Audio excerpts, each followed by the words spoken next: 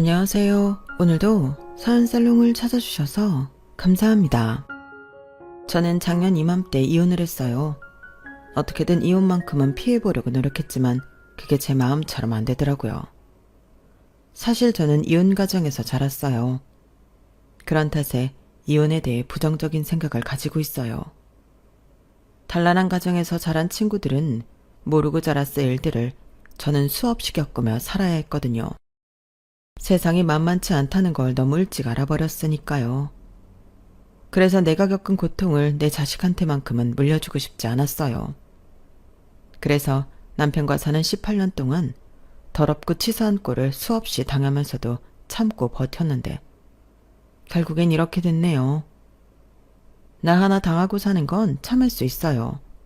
그런데 내 엄마한테까지 못되게 구는 건 도저히 못 참겠더라고요.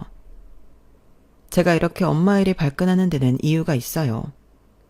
저희 엄마는 저한테 있어서 정말 특별한 분이기 때문이에요. 친자식도 아닌 저를 맡아서 키우시느라 결혼도 미룬 채 살아오신 분이거든요. 그럼 지금부터 배은망덕한 남편놈한테 통쾌한 복수를 날린 제 사연을 전해드릴게요. 저는 아빠 얼굴을 모른 채 자랐어요. 아빠 얼굴을 익히기도 전에 저희 부모님이 이혼을 하셨거든요. 엄마가 저를 임신하고 출산을 한 사이 아빠는 저희 엄마보다 6살이나 어린 여자와 만남을 가졌고 제가 돌이 되던 무렵 이혼을 요구하셨어요. 출산과 육아로 몸이 많이 망가진 엄마를 보고 더 이상 여자로 보이지 않는다고 하면서 헤어지자고 하더래요. 남의 자식을 낳은 것도 아니고 자기 자식을 낳느라 몸이 많이 부른 건데 어쩌면 이럴 수가 있는 건지. 그런데 더 웃긴 건 뭔지 아세요? 저희 할머니 반응이었어요. 네가 관리를 못해서 내 아들 마음이 떠난 건데 누굴 탓하겠니? 그러게 평소에 관리 좀 하지. 왜 그렇게 네 몸을 엉망으로 만들었어? 지금 네 꼴을 보면 내가 남자래도 안고 잘 마음이 안 들겠다. 어머님, 그걸 지금 말이라고 하세요? 어머님 아들이 바람나서 어린 자식까지 버리고 젊은 여자랑 살겠다는데 어떻게 이런 상황에도 아들 편을 들 수가 있어요? 어머님도 여자잖아요. 어머님도 애 낳아 보셨잖아요. 예, 나는 우리 명훈이 낳고도 50kg가 안 됐던 사람이야. 애 낳았다고 다 너처럼 퍼질 대로 퍼져 있는 줄 아니? 여자는 자고로 자기 자신을 가꿀 줄 알아야 되는 거야. 그래야 남편한테도 사랑받지. 지금 너처럼 몸이 그 모양 그 꼴인데 어떤 남자가 좋아하겠니? 아무튼 다 끝난 일 입 아프게 얘기할 거 없다. 마음 떠난 사람 붙잡겠다고 괜한 힘 빼지 말고 너도 네 살 길 찾아가. 그 엄마의 그 아들이라고 할머니와 아빠는 생각하는 게 똑같은 인간들이었어요. 저런 사람들이 자식을 낳고 부모가 된다는 게 정말 죄 짓는 것처럼 느껴질 정도로 정신이 온전치 않은 사람들이었죠. 그래도 어른이니 철없는 아들을 다그쳐서 정신 차리게 해줄 줄 알고 시어머니한테 남편의 외도 사실을 알렸던 엄마는 오히려 더 큰 상처만 입고 마음을 돌리게 되었어요. 그렇게 엄마는 아빠와 이혼을 하고 저와 둘이 살게 되었어요. 당시 사회 분위기는 지금처럼 자식을 키우기로 한 사람이 양육비를 받을 수 있는 게 아니었어요. 오히려 남편한테 양육권과 친권을 뺏기지 않으려고 엄마는 많은 걸 포기한 채 아빠와 이혼을 감행해야 했어요. 뻔뻔한 아빠는 위자라도 제대로 주지 않으려고 뻔뻔하게 굴었어요. 자기 사촌형이 변호사라는 걸 강조하며 법적으로 따져도 엄마가 받을 수 있는 금액이 얼마 안 된다고 되려 큰 소리를 친 거예요. 부모님이 일찍 돌아가셔서 친정이 없던 엄마는 도움받을 곳도 없어서 친구인 혜숙이 이모한테 하소연을 할 뿐이었죠. 혜숙이 이모는 출판사에 다니는 분이었는데 엄마 얘기를 듣고는 회사 직원들한테 조언을 구했던가 봐요. 정미야, 일단 네 남편이랑 상간녀를 간통으로 고소하래. 그러면 자동적으로 이혼도 하게 되고 네 남편이랑 상간녀 둘 다 처벌받게 된다더라. 네 몫의 재산분할도 받을 수 있고 혹시 네 남편이 소송을 걸면 우리 사장님이 괜찮은 변호사도 소개시켜 주신다고 했으니까 쫄지 말고 당당하게 맞서. 이혼할 때 하더라도 손에 뭐 좀 쥐고 해야 할 거 아니야. 애를 생각해서라도 네가 강해져야 돼. 알았지? 애 데리고 너 혼자 다니기 힘들 테니까 내가 같이 다녀줄게. 일단 그 집에서 나와서 우리 집으로 와. 그렇게 엄마는 해숙이 이모랑 같이 다니면서 일을 처리해 나갔어요. 처음에는 뻔뻔하게 엄마를 맨몸으로 내쫓으려 했던 아빠는 뒤늦게야 사태를 파악하고는 엄마한테 간통죄만큼은 피하게 해달라고 통사정을 했어요. 그렇게 해주면 위자료도 충분히 주겠다고요. 모든 걸 저희 엄마 탓으로 돌리던 할머니도 이번엔 눈물로 호소하며 부탁을 하셨어요. 엄마는 해주기 이모와 상의 끝에 고소를 취하하기로 했어요. 대신 위조료와 더불어 아빠랑 상간녀가 엄마 앞에서 무릎을 꿇고 빌라고 했죠. 당장 간통죄로 직장까지 잃을 위기에 처해 있던 아빠는 뭐든 다 하겠다며 상간녀를 데리고 와 엄마 앞에서 무릎 꿇고 싹싹 빌었어요. 불과 얼마 전까지 창피한 줄도 모르고 마치 세기의 로맨스라도 하는 것처럼 꿀값을 떨던 두 사람은 눈물 콧물 더 빼면서 모냥 빠지는 간통범의 모습이 되었어요. 이혼 후에도 엄마랑 저는 해숙이 이모 집에서 계속 지내게 되었어요. 이모가 그렇게 하자고 했거든요. 위자료로 받은 돈은 잘 가지고 있다가 하고 싶은 게 생겼을 때 가게를 차리든 하기로 했어요. 그렇다고는 해도 숨만 쉬어도 돈이 들어가는 세상에 어떻게 가진 돈만 쓰면서 살 수 있겠어요. 결국 몇 개월 안 돼서 엄마는 김밥집을 차리기로 했어요. 엄마가 선택한 김밥집은 요즘에도 흔히 볼 수 있는 김밥 체인점이었어요. 엄마가 김밥집을 차린 데는 그럴 만한 이유가 있었어요. 김밥집이 식당이긴 하지만 대단한 요리 솜씨를 요하지 않기 때문이에요. 재료만 준비해 놓으면 그 자리에서 바로바로 싸서 주면 되고 곁들이로 파는 메뉴들은 다 간단한 분식 종류들이어서 만들기 쉬웠거든요. 하지만 젖먹이 아이를 데리고 장사를 한다는 건 생각처럼 쉬운 일은 아니었어요. 그래서 주방 이모님 한 분을 쓰기는 했는데 그분 때문에 엄마가 더 힘들어진 거예요. 그분이 자신보다 나이도 어리고 식당 운영 경험이 없는 저희 엄마가 만만했던가 봐요. 툭하면 걸근하고 마치 자신이 사장인 것처럼 저희 엄마를 부려먹기 일쑤였거든요. 퇴근 후 매일 가게로 찾아왔던 해숙이 이모가 그걸 보고 주방 이모님과 말다툼을 한 게 한두 번이 아니었어요. 그래서 결국엔 해숙이 이모가 직장을 그만두고 엄마와 함께 김밥집을 운영하게 되었어요. 마음이 잘 맞는 친구가 같이 장사를 하니까 솜씨는 서툴지 몰라도 오히려 가게 운영은 잘 되었고 주변 회사랑 학원, 교회에서 대량 주문이 들어오면서 가게는 금세 자리를 잡을 수 있었어요. 그 덕에 저는 잘하면서 금전적으로는 어려움 없이 잘할 수 있었어요. 엄마와 해숙이 이모의 사랑을 듬뿍 받으면서요. 현실은 아빠 없는 아이였지만 솔직히 말해서 아쉬울 건 하나도 없었어요. 엄마가 이혼하지 않았다고 해도 아빠는 제게 그 어떤 도움도 안 될 사람이었다는 걸 잘 알거든요. 제가 초등학교 3학년 때 아빠가 엄마 가게로 찾아온 적이 있었어요. 물론 저는 학교 수업 중이라서 만나지는 못했지만요.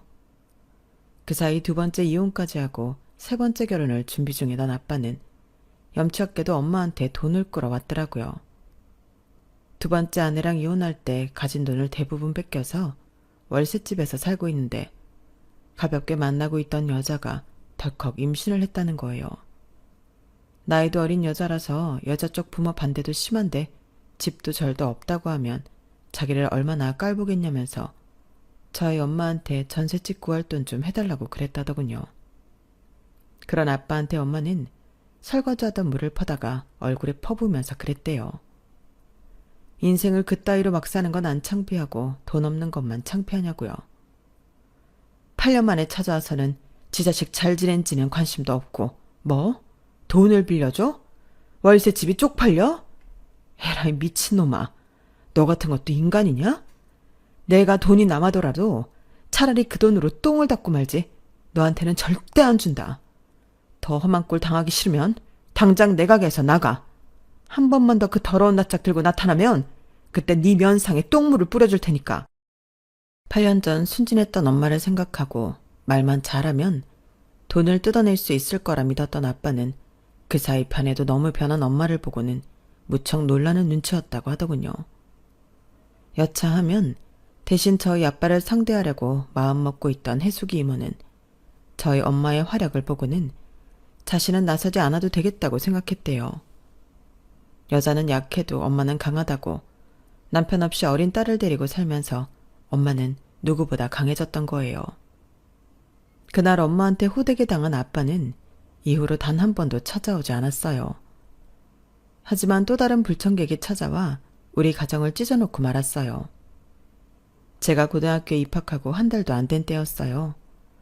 엄마가 자꾸 소화도 안 되고 살도 빠지고 복통까지 심해져서 병원에 갔는데 대장암 말기 판정을 받은 거예요. 이미 전이까지 된 탓에 수술을 해도 가망이 없다는 말을 들었고 그동안 단순 소화불량으로 알고 통증을 참아왔던 엄마는 한순간에 무너져 내리고 말았어요. 정말 어이없게도 대장암 판정을 받기 전까지는 그래도 멀쩡히 버티던 엄마였는데 대장암 말기라는 검사 결과를 듣자마자 정말 얼굴 색부터 까맣게 변해버리더라고요. 그리고는 불과 일주일 사이에 상태가 너무 안 좋아져서 바로 입원을 하게 되었지 뭐예요. 그동안 바위처럼 강해진 줄 알았던 엄마는 무너져 내린 건강만큼이나 정신적으로도 순식간에 무너지고 말았어요. 혜수가, 나 죽기 싫어.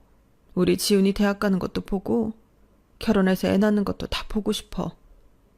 지훈이 대학 가면 우리 다 같이 유럽 여행도 가자고 그랬잖아. 영화 사운드 오브 뮤직에 나왔던 오스트리아도 가고 로마의 휴일에 나왔던 트레비 분수도 가보자고 했잖아. 그런데 내가 왜 죽어야 돼? 싫어. 나 절대 못 죽어. 누구 좋아하라고 내가 죽어. 혜수가, 가게 팔아서라도 나 좀 살려줘. 한국에서 수술 못한다 그러면 일본을 가든 미국을 가든 세계 어디로 가서든 나 좀 살려줘. 우리 치훈이 혼자 두고 나 못 죽어.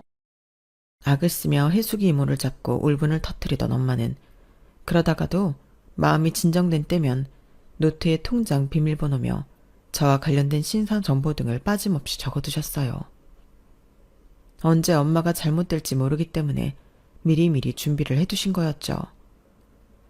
대장암 말기 판정을 받고 3개월도 채 안 된 어느 날 엄마는 세상을 떠나고 말았어요. 이제 저는 고아가 된 거나 다름없었죠. 생물학적 아빠가 살아있기는 하지만 저는 그 사람을 아빠라고 생각하지 않았으니까요. 엄마가 돌아가시고 2주쯤 지났을 때였어요. 혜숙이 이모가 제 방에 들어와 얘기를 좀 하자고 하더군요. 솔직히 그때 저는 평소와 다른 이모의 무거운 표정에 살짝 겁이 났어요. 혹시 이모가 나보고 집에서 나가라고 하면 어쩌나 하고요. 그런데 그런 제 예상과 다른 말을 하지 뭐예요.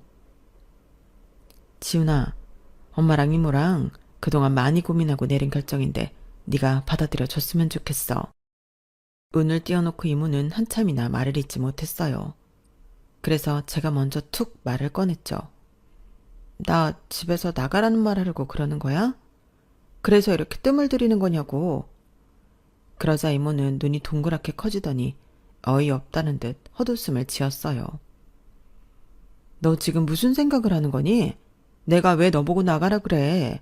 넌 지금까지 나를 그런 인간으로 봐왔던 거니? 이지훈, 나 좀 섭섭하려고 그런다? 그럼 뭔데? 혹시 뭐 시집가? 만나는 남자 있었어?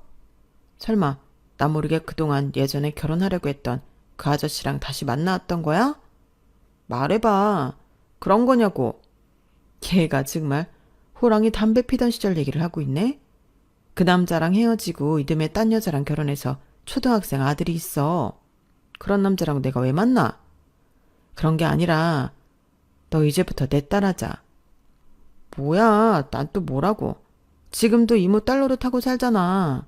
그런데 새삼스럽게 뭐 그런 소리래. 아니, 그냥 말로만 하는 엄마 딸 말고 서류상으로도 진짜 내 딸하자고.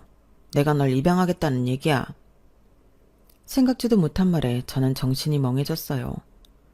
비록 엄마가 돌아가시기는 했지만 그렇다고 이모 호적에 들어가 딸로 살자니 이게 무슨 말도 안 되는 소린가 싶더라고요. 게다가 그렇게 되면 이모는 자식 달린 처녀가 되는 건데 그러면 앞으로도 결혼하기 힘들 게 뻔하잖아요. 이모 미쳤어? 결혼 안 할 거야? 지금도 남자한테 인기 없는 이모인데 거기다 애까지 딸려있다 그러면 어떤 남자가 이모랑 결혼하겠다 그러겠어. 차라리 나보고 집을 나가라 그래. 안 그래도 나랑 우리 엄마 때문에 결혼도 포기했으면서 나보고 또다시 이모 인생 발목 잡으라는 거야? 싫어. 난 그러기 싫다고. 그건 사실이었어요. 우리 모녀가 이모 집으로 들어와 살게 되었을 때 사실 이모는 결혼을 약속한 사람이 있었다고 엄마가 그랬거든요. 오도 가도 못하는 우리 모녀를 돌보느라 이모가 결혼도 포기하고 우리를 데리고 살아준 거라고요. 그걸 다 아는데 어떻게 또다시 제가 이모 인생을 망치겠어요. 차라리 겁이 나더라도 혼자 방 구해서 사는 게 낫죠. 하지만 이모는 이런 제 마음도 모르고 제가 싫다고 하면 강제로라도 저를 입양하겠다고 그러더라고요. 저희 엄마랑도 이미 다 얘기가 끝난 거라면서요. 이모가 대책 없이 착하고 오지랖이 넓은 사람이라는 건 알았지만 이번에 정말 너무 나간 것 같다고 생각했어요.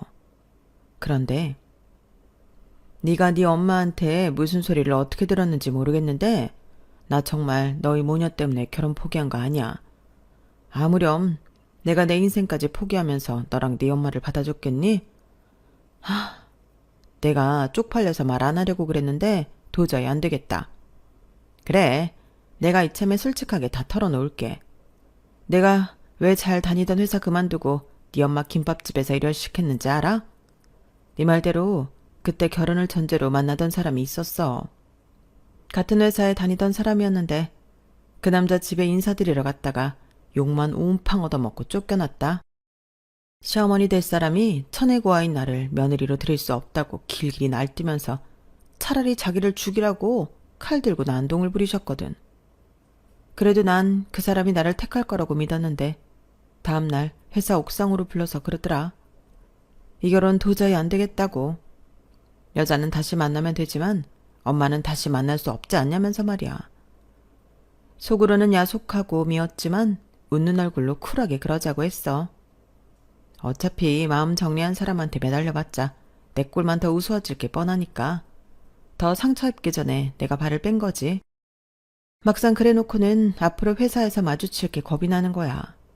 그래서 회사 그만두고 네 엄마 밑에서 일 시작한 거고. 그러니까 내가 너 때문에 결혼도 포기했다는 착각은 하지 말라는 거야. 난 너 때문이 아니라 고아인 내 처지 때문에 버림받은 거라고.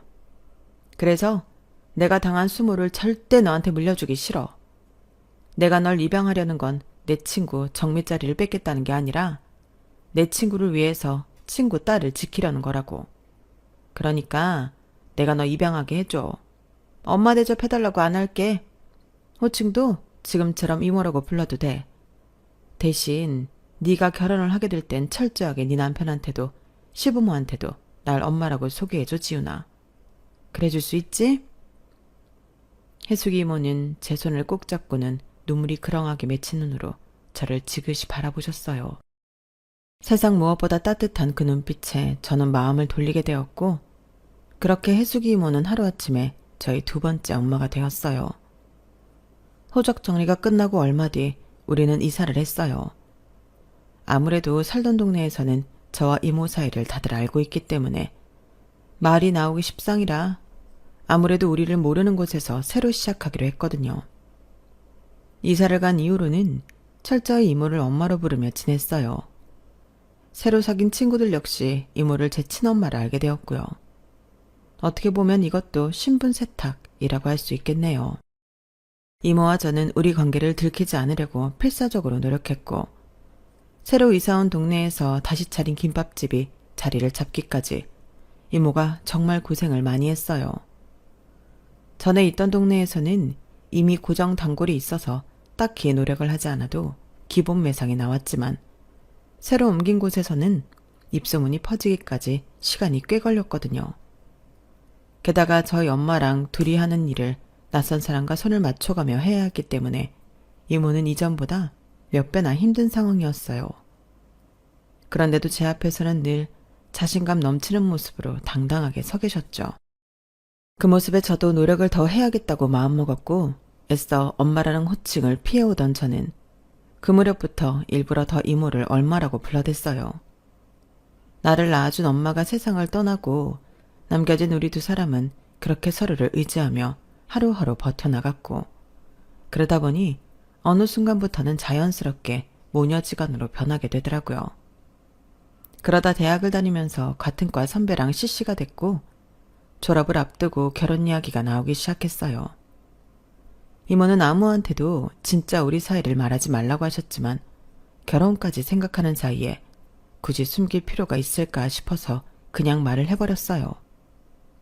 그랬더니 그 순간에는 오히려 저를 위로하고 걱정했던 선배가 이후부터 연락도 뜸하고 제가 전화를 해도 피하는 것 같더니 한 달 가까이 지난 어느 날 전화로 헤어지자고 그러더라고요. 아무래도 자기 부모님이 반대할 것 같다면서요. 그 말을 듣는데 일전에 이모가 했던 얘기가 불현듯 떠올랐어요. 고아라는 이유로 결혼을 반대했던 이모 남자친구의 어머님 얘기였죠. 이모도 이런 기분이었을까 생각을 하니까 더 화가 나더라고요. 하나같이 인간들이 다 왜 이런가 싶어서요. 생각 같아서는 속에 있는 말을 남자친구한테 다 쏟아붓고 싶었어요. 니들이 우리랑 다른 게 뭔데? 운 좋게 부모가 오래 살아계신 거? 그게 니들이 잘해서 그런 거냐? 단지 운이 좋았을 뿐이지. 누군 부모를 일찍 잃고 싶어서 이러냐고. 하지만 목구멍까지 올라온 그 말은 결국 밖으로 나오지 못했어요. 그래봤자 나만 손해라는 생각이 들었거든요. 그래서 이모가 그랬던 것처럼 당당하고 쿨하게 헤어지자고 했어요. 그래놓고는 전화를 끊자마자 화장실로 달려가 소리 죽여 울었어요. 그 와중에도 아직 점심시간이 끝나지 않아서 다행이라는 생각이 들더군요. 하지만 금방 그칠 수 있을 것 같았던 눈물은 오히려 오열에 가깝게 심해졌고 결국 그날 저는 반차를 내고 일찍 퇴근을 하게 되었어요. 회사에서 하도 울어서 그런가 집에 들어서자마자 몸이 까무러지는 게 몸에 힘이 하나도 안 나더라고요. 그래서 쓰러지듯 잠이 들었는데 몇 시간 자고 나니 번쩍 눈이 뜨이더라고요. 차라리 쭉 잠이 들었으면 모를까 눈을 뜨고 나니 머리에 잡생각이 들끓어서 도저히 맨정신으로 못 버티겠더라고요. 마침 다음 날이 휴일이라서 친구라도 불러 술을 마실까 했는데 입사 동기한테 전화가 왔지 뭐예요. 바로 현재 제 남편 말이에요. 팅팅 부은 눈으로 간 게 내내 마음에 걸렸다며 괜찮냐고 묻더군요. 우리가 평소 사적으로 만날 정도로 친한 건 아니었는데 이상하게 그날은 제가 좀 지쳤었는지 대뜸 술이나 한잔 하자고 그랬지 뭐예요. 그렇게 약속 시간과 장소까지 잡아놓고는 전화를 끊자마자 후회했어요. 거울에 비친 제 얼굴이 아주 가관이었거든요. 눈에 모기를 한 열대빵 맞은 것처럼 퉁퉁 부어서는 눈의 감각조차 무뎌진 상태였으니까요. 그런데 또 혼자 궁상 떨고 싶지는 않고 해서 야밤에 선글라스를 끼고 약속 장소로 향했어요. 저려고 남편은 대충 상황을 짐작한 것 같은데도 무슨 일인지 캐묻지는 않았어요. 그냥 일상적인 대화만 이어갈 뿐이었죠. 차라리 편하게 무슨 일이냐고 물어봐주면 술을 핑계 삼아 다 털어놓고 날 차버린 놈 욕이라도 실컷 할 텐데 그러지 못하니까 답답하고 입이 근질거리더라고요. 이럴 거면 혼자 집에 있지 뭐하러 이꼴로 나와서 술을 마시고 있나 하는 생각이 들었어요. 그렇게 한 잔 두 잔 술이 들어가니까 자제력도 떨어지고 결국 제 입으로 말을 뱉고 말았죠. 나 남자친구랑 헤어졌어. 결혼하자고 그러더니 내가 고아라는 얘기 듣고는 바로 헤어지자네? 개새끼. 언제는 결혼하자고 사람 들들 볶더니 부모 없다고 다 빨아먹은 개뼈다귀처럼 차버리냐? 태호 씨는 어떻게 생각해? 이게 말이 된다고 생각해? 그러자 남편은 고개를 갸웃거리며 그러더라고요. 이상하네. 몇 주 전에 새 구두 신고 와서는 엄마가 사주신 거라고 하지 않았어? 불과 몇 주 만에 어머님이 돌아가신 건 아닐 텐데. 아, 그건 말이지. 쇼김에 그랬는지 제 기준에 제 상황이 창피할 일이 아니라고 생각해서 그랬는지 저는 현재 엄마가 내 친모가 아니라는 것과 친모가 죽고 난 뒤 현재 엄마가 나를 입양했다는 얘기까지 가감없이 다 털어놓았어요. 그 외에도 참 많은 얘기를 했던 것 같은데 그때는 이미 필름이 끊긴 상태에 떠들어댔던 거라서 제가 무슨 말까지 했는지는 기억이 안 나네요. 다만 그날 남편 앞에서 했던 말들이 결국 부메랑이 되어 제 목을 치게 된 것만은 확실해요. 남편은 그날 술에 취해 떠들었던 제 술주정을 다 받아주고 집까지 업어서 데려다 줬어요. 그 바람에 그때까지만 해도 아무 사이가 아니었던 우리 두 사람은 엄마한테 딱 찍혀버리게 되었죠. 다 큰 딸 자식이 술에 취해 남자 등에 업혀 집에 들어왔으니 어느 부모가 둘 사이를 의심하지 않겠어요. 우리가 사귀게 된 건 그로부터 1년쯤 뒤였음에도 불구하고 저희 엄마는 그때부터 우리 두 사람이 사귀고 있던 걸로 오해하셨어요.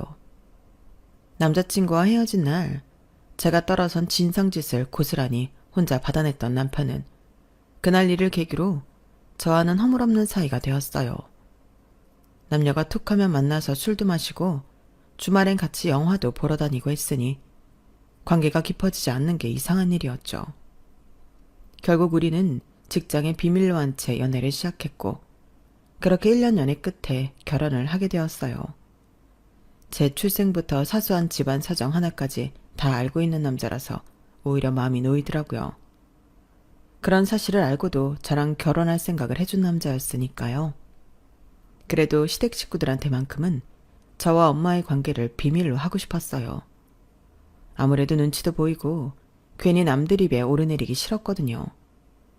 다행히 남편도 그런 제 뜻을 따라주었고 그 점에 대해서는 고맙게 생각했어요. 저희 시부모님은 지방에서 농사를 지으시는데 땅이 많은 것도 아니고 그렇다고 농사 위에 부수입을 올릴 만한 작물을 키우시는 것도 아니어서 생활이 그리 넉넉하지는 않았어요. 그럼에도 저랑 저희 엄마 앞에서는 엄청 목에 힘을 주고 계셨어요. 어머님 말씀대로라면 원래 아들 가진 부모는 세상 두려울 거 없이 당당한 거라고 하시더군요. 집안 대를 이었으니 말이에요. 요즘은 어디 가서 그런 소리 하면 창피당하기 일쑤겠지만 제가 결혼을 준비하던 때만 해도 아들 가진 부모들의 유세가 좀 있는 편이었어요. 당신 아들이 대단한 판사나 검사나 의사가 아니어도 말이죠. 그리고 그런 이해 안 가는 생각은 상견례 자리에서 바로 나타나더군요. 나는 이 나이 먹도록 시골에서 농사만 짓고 살아온 사람이옵시다. 나는 정치도 모르고 경제도 모르는 사람이에요.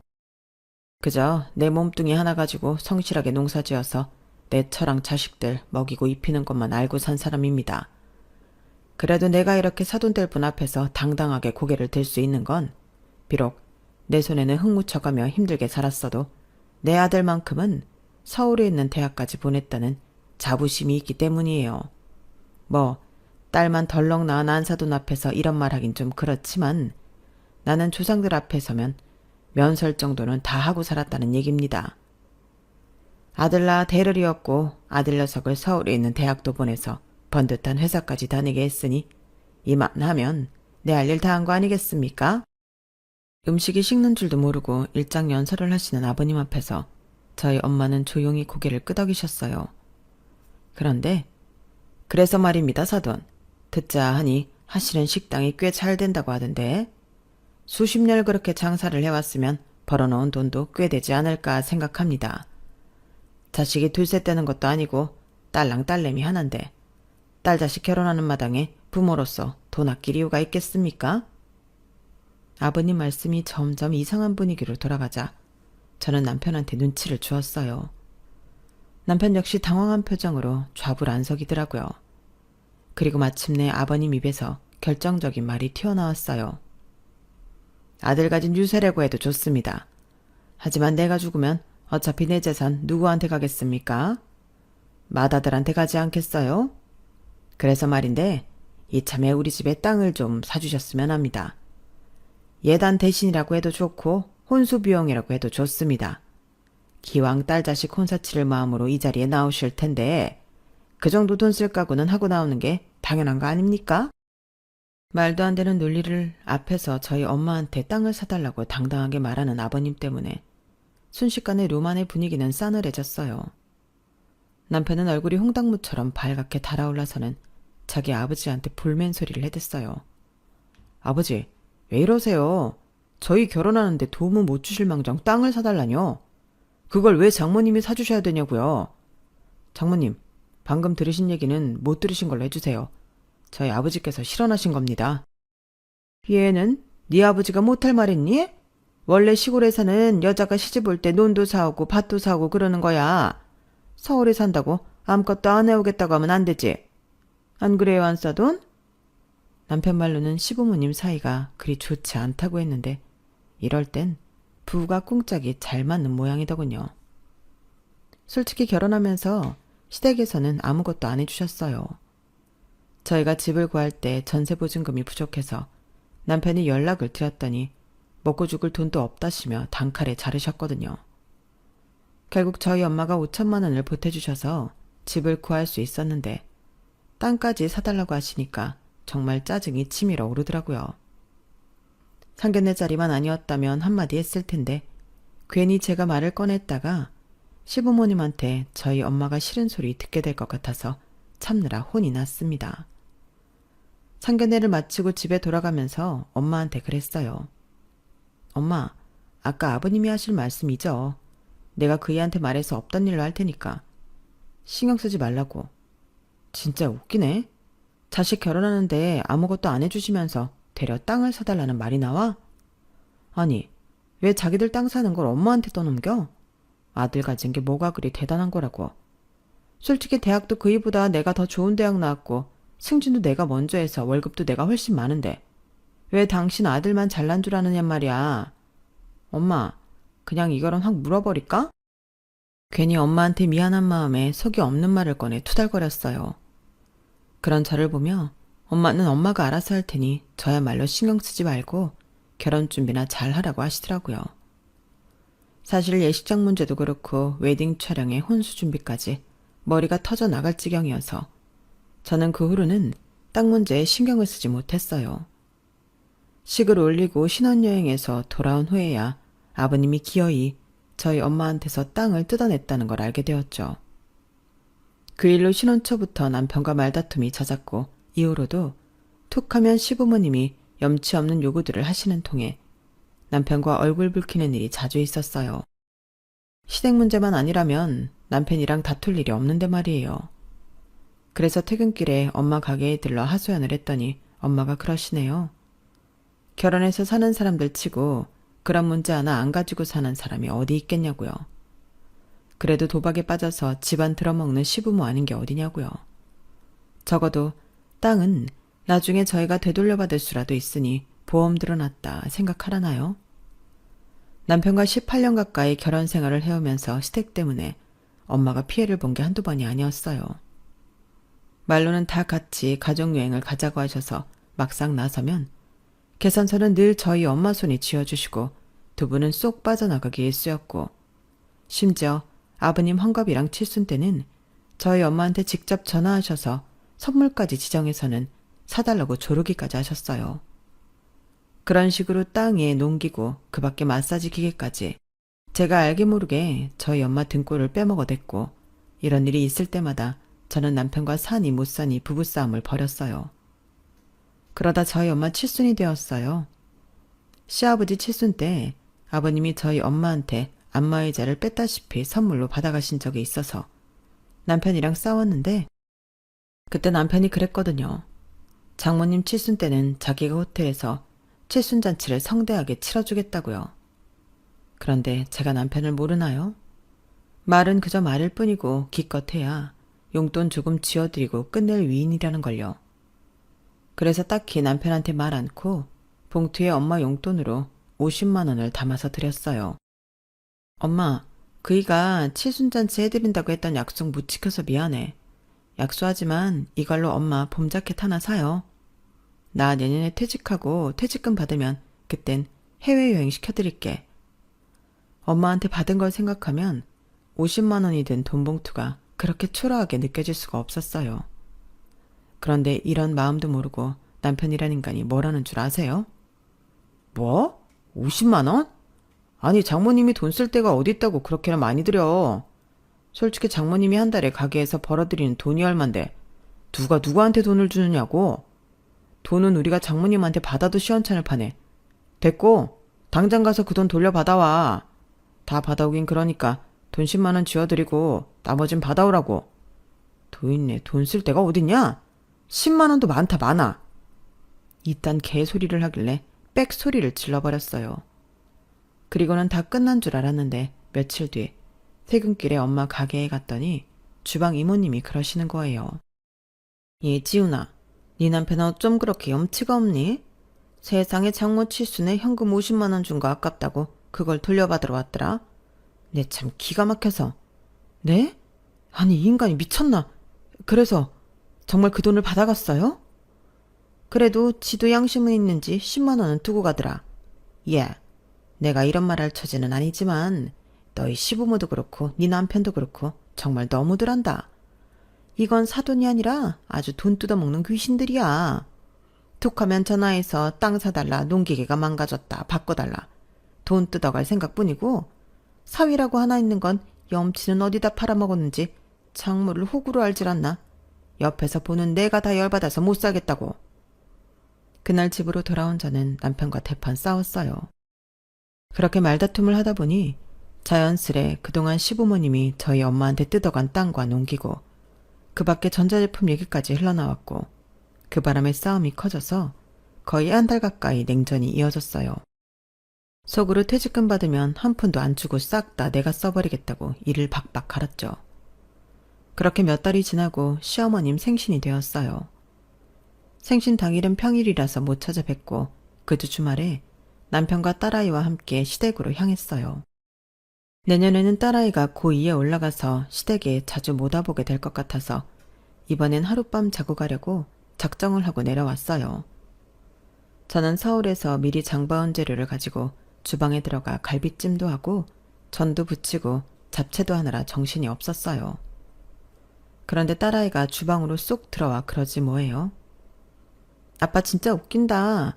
외할머니 칠순 때는 엄마가 드린 돈도 뺏어오더니 할머니 생신이라고 용돈으로 100만 원이나 드리는 거 있지? 와, 엄마는 왜 아빠 같은 남자랑 결혼해서 이러고 살아? 나는 나중에 아빠 같은 남자는 절대로 안 만날 거야.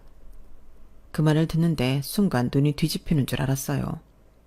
어찌나 화가 나던지 들고 있던 뒤집개를 집어 던지고 싶은 심정이었죠. 그래서 그날 밤 남편을 데리고 차로 왔어요. 집에서 싸우면 시부모님도 있고 딸아이도 걱정할 것 같아서 드라이브를 핑계로 남편과 마을 밖으로 나갔어요. 그리곤 딸아이한테 들었던 내용으로 남편한테 따져 물었죠. 그랬더니 남편이 심드렁한 표정으로 이러는 거 있죠. 고작 그 얘기하려고 피곤한 사람 불러서 여기까지 나오게 한 거야? 당신 정말 정신이 있는 거니 없는 거니? 그래, 내가 우리 엄마한테 100만 원 드렸다. 그게 뭐가 어때서? 뭐? 아니 오늘이 환갑이야? 아니면 칠순이야. 그냥 매년 돌아오는 생일일 뿐이잖아. 그런데 100만 원이나 드리는 게 말이 돼? 우리 엄마 칠순 때 당신이 어떻게 했어? 내가 드린 50만 원도 많다고 40만 원 돌려받아 왔잖아. 다른 생일도 아니고 칠순인데도. 그래놓곤 자기 엄마 생일엔 100만 원이나 드리는 게 별거 아닌 일이라고? 당신 부모는 중요하고 내 부모는 안 중요하니? 어떻게 사람이 이럴 수가 있냐고. 그러자 남편이 콧방귀를 끼며 그러더군요. 니네 엄마는 가짜 엄마잖아. 내 엄마는 날 낳아준 진짜 엄마고. 그런데 어떻게 똑같이 돼? 넌 오리지널이랑 이미테이션을 똑같이 취급하는 거 봤냐? 그 말을 듣는 순간 심장이 덜컥 내려앉는 기분이었어요. 그러니까 이 인간은 지금까지 내 엄마를 장모가 아닌 가짜 장모로 취급하며 살아왔다는 거잖아요. 받아먹을 땐 입안에 혀처럼 굴며 내 엄마 지갑을 탈탈 털어가더니 대접을 해야 되는 순간이 오자 이런 식으로 차별한다는 사실에 화가 나는 걸 넘어서 허탈했어요. 이런 걸 남편이라고 믿고 살았다는 게 믿어지지가 않아서요. 연애까지 포함하면 근 20년을 함께 지내오면서 그날처럼 남편이 낯설게 느껴지는 건 처음이었어요. 너무 실망해서 그런가 화를 낼 생각도 안 들더라고요.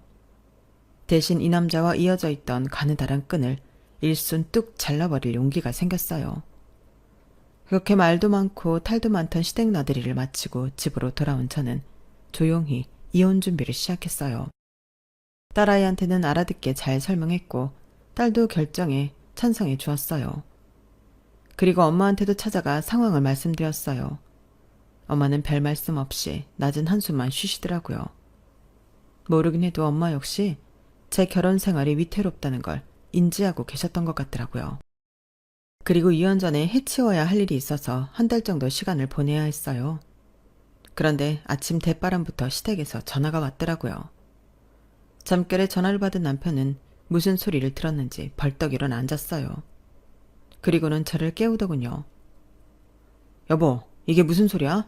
아침부터 사람들이 찾아와서 아버지의 경운기랑 트랙터랑 암튼 농기계랑 농기계는 죄다 가져가겠다고 그런데 아버지 말로는 당신한테 이미 돈 줬다고 그랬다는데 정말이야? 아, 벌써들 오셨구나. 농사 짓는 분들이라 부지런도 하시네. 맞아, 내가 당근마켓에 올려서 다 팔아버렸어.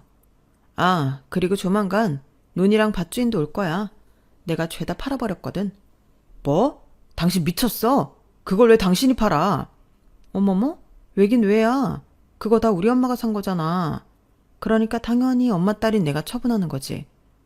그 오랜 기간 렌트비 한 푼 안 내고 잘 썼으면 고마운 줄 알아야지.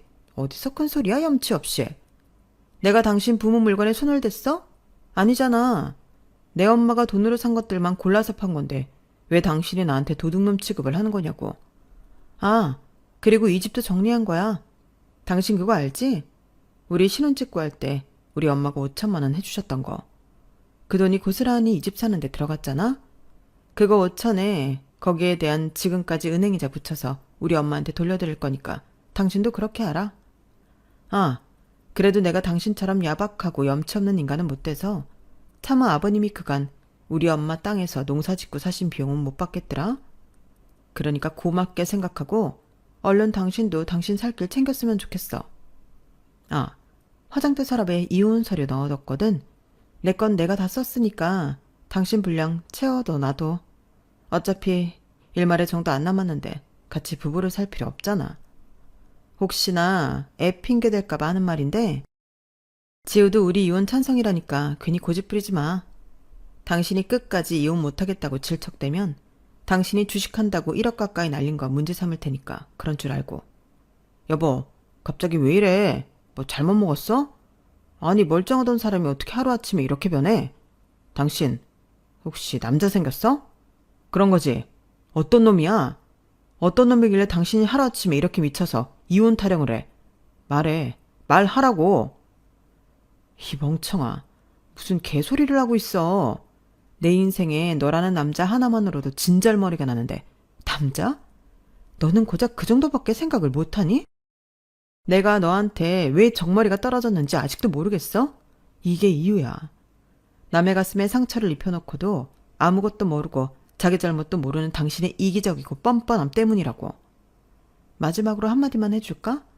네 부모가 귀하면 남의 부모도 귀한 거야. 나는 내 엄마의 길을 개떡같이 아는 너 같은 놈이랑은 한순간도 더 함께하고 싶지 않단 얘기야. 그러니까 더는 내 인생에서 질척대지 말고 꺼지라고. 그렇게 저는 남편과 이혼을 했고 그동안 시부모님이 저희 엄마한테 뜯어먹었던 모든 것들을 당근마켓에 올려 팔아치웠어요. 당연히 제 값은 못 받았죠. 애초에 돈 챙길 목적은 아니었어요. 그 인간들이 더는 쓰지 못하게 없애버리는 게 목적이었으니까요. 그리고 땅을 판 돈은 고스란히 엄마한테 가져다 드렸어요. 엄마는 그 돈은 우리 지우 대학 들어갈 때 등록금으로 쓰라고 되돌려 주시더라고요. 내년에 퇴직을 하기로 마음먹었던 저는 그 계획을 조금 앞당겨 이혼이 확정되자마자 바로 퇴사를 해버렸어요. 그리고는 딸과 함께 엄마 집으로 들어갔죠. 이혼한 지 1년이 지난 지금 저는 엄마 가게에서 2대째 김밥집 주인으로 살아가고 있어요. 엄마와 혜숙이 이모가 함께 김밥을 말아 팔며 모진 인생을 살아냈던 것처럼 앞으로 저도 굴곡진 인생을 살아가게 되겠지만 그래도 겁은 안 나요. 내 옆에는 나를 아껴주는 엄마와 내 결정을 지지해주는 멋진 딸이 있으니까요. 옆에 내 편이 있다는 것만큼 행복하고 든든한 건 없잖아요. 지금까지 제 사연을 들어주셔서 감사합니다. 여러분들 곁에도 소중한 인연들이 있으시길 바랍니다. 행복하세요. 여러분, 사연 댓글에 응원과 현명한 조언 부탁드려요. 좋아요와 구독은 저에게 큰 힘이 됩니다. 오늘도 좋은 일 가득하세요.